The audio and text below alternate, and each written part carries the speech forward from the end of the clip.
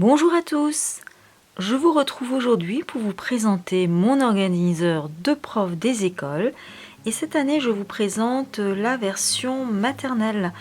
Voilà, donc je vous avais déjà présenté les versions élémentaires et cette année ce sera la version maternelle. Pourquoi la version maternelle? Eh bien parce que la version maternelle c'est mon organiseur de directrice d'école.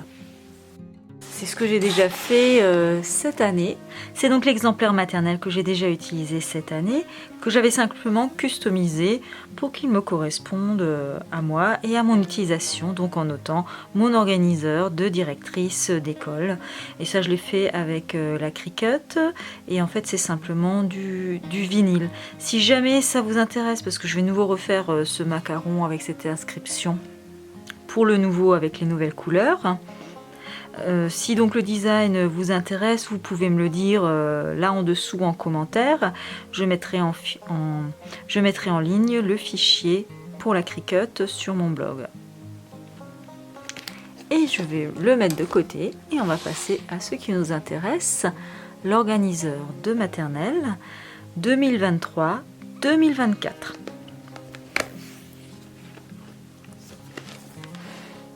Donc on retrouve toujours cette pochette vraiment très pratique pour y glisser des petits documents.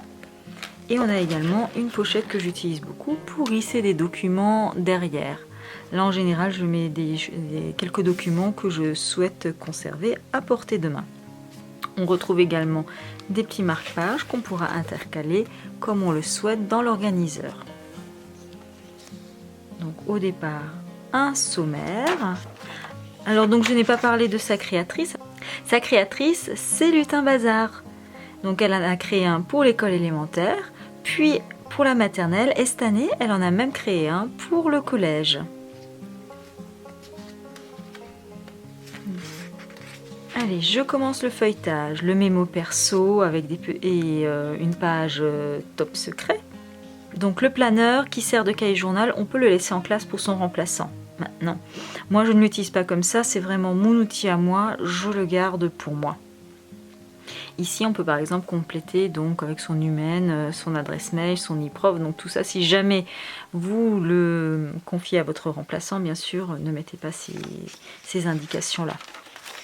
On continue avec le mémo des écoles, si on a plusieurs écoles, puisque c'est très bien pensé par rapport à ça si on est sur un poste fractionné sur plusieurs écoles. Les collègues, le planning des surveillances, prêt de matériel, suivi des 108 heures, APC,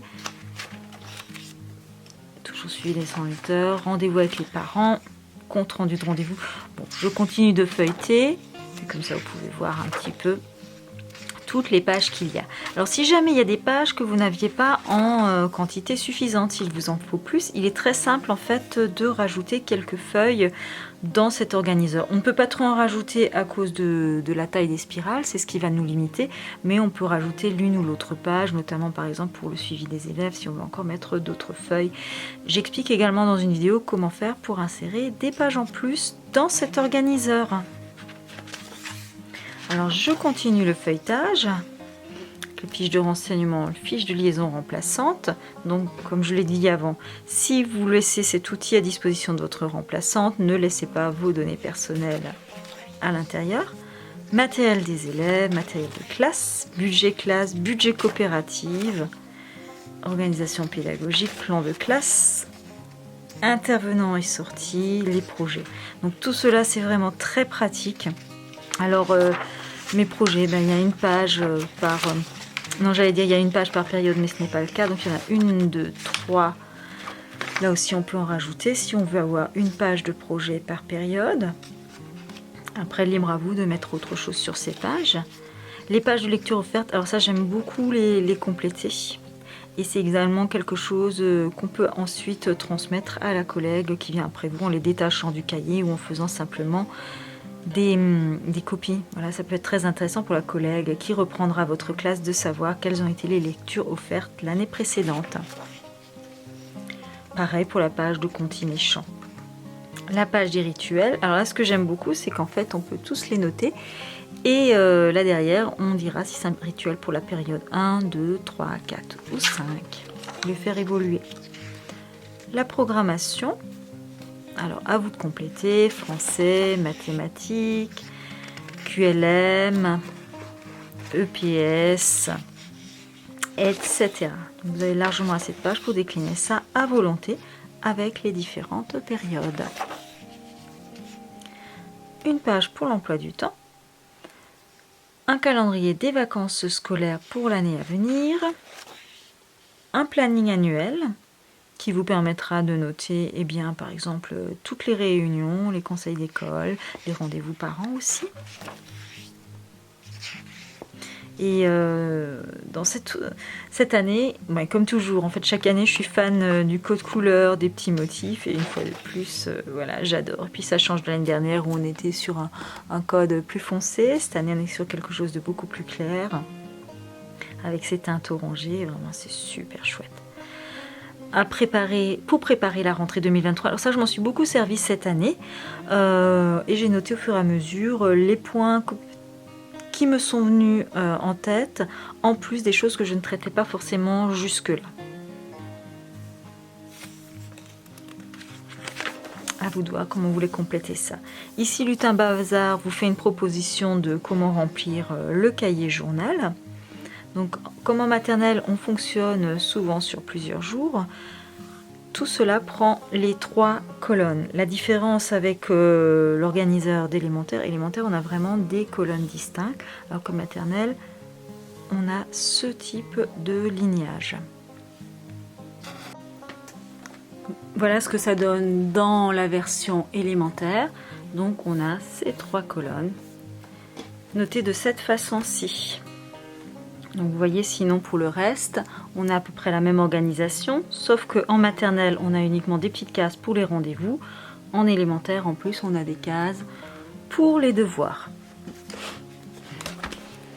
Et pour l'autre côté, on retrouve la même présentation. Ici, donc les lignes qui sont traversantes de jeudi à vendredi.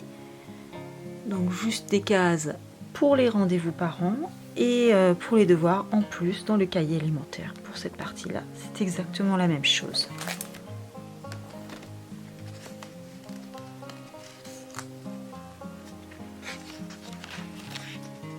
Et voilà une double page pour la maternelle. Ou si comme moi vous l'utilisez pour la direction, Alors c'est vrai que moi j'aime bien utiliser celui-ci pour la direction parce qu'il y a certaines choses, certaines tâches que je me programme à faire en début de semaine, donc elles peuvent très bien déborder. Soit vous êtes déchargé toute la semaine et vous avez peut-être des tâches effectivement qui s'accompliront sur plusieurs jours, soit vous êtes déchargé de journées par exemple dans la semaine, et à ce moment-là vous pouvez utiliser 2 colonnes pour vos 2 journées de décharge. Après, j'ai des choses qui sont plus ponctuelles, comme les rendez-vous, que je noterai bien dans la colonne du lundi, du mardi, du jeudi, du vendredi, selon le jour du rendez-vous. Alors, je vais un petit peu avancer. Voilà ce que ça donne au mois de septembre. Donc, on a toujours ce type de double page pour chaque nouveau mois. Donc, on a un grand calendrier mensuel, une liste des anniversaires à souhaiter, une petite to-do list, un mandala à colorier, et des petites pratiques de classe. Alors ça peut être des pratiques de classe ou d'autres types de conseils. Voilà, j'avance un petit peu dans le feuilletage. Donc on avait commencé avec faire classe dehors, puis petit déjeuner ensemble à l'école.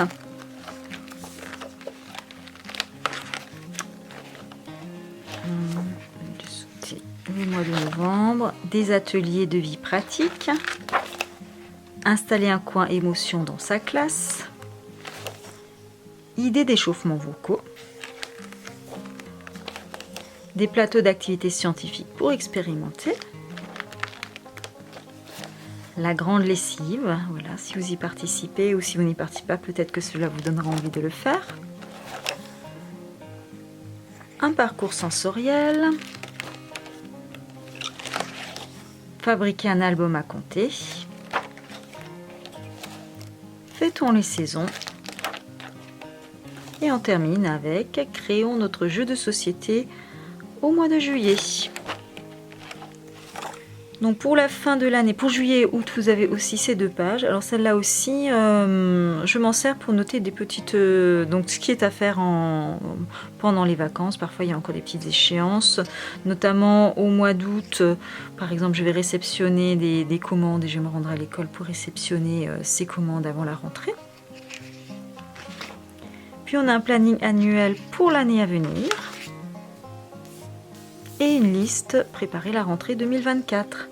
Et on a ici un carnet de suivi des apprentissages. On retrouve tout à fait la même chose dans l'organiseur élémentaire. Une page dessus pour les ateliers et les carnets de notes. Voilà, on peut s'en servir en réunion, lors d'un rendez-vous de parents. Je suis sûre que vous saurez en trouver un bon usage. En tout cas, moi, ce sont des pages qui sont remplies en fin d'année. Voilà. Ainsi se termine mon feuilletage de ce nouvel organiseur de profs des écoles maternelles. Un grand merci à Lutin Bazar et à Retz pour cette nouvelle version.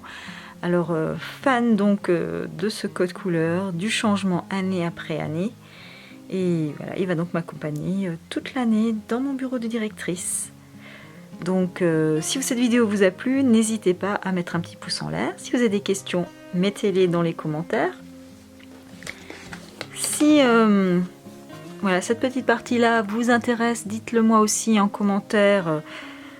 Je le mettrai donc en ligne pour que vous puissiez vous-même créer cette petite découpe avec votre machine de découpe. Et sur ce, je vous dis au revoir et puis une excellente fin d'année à tous.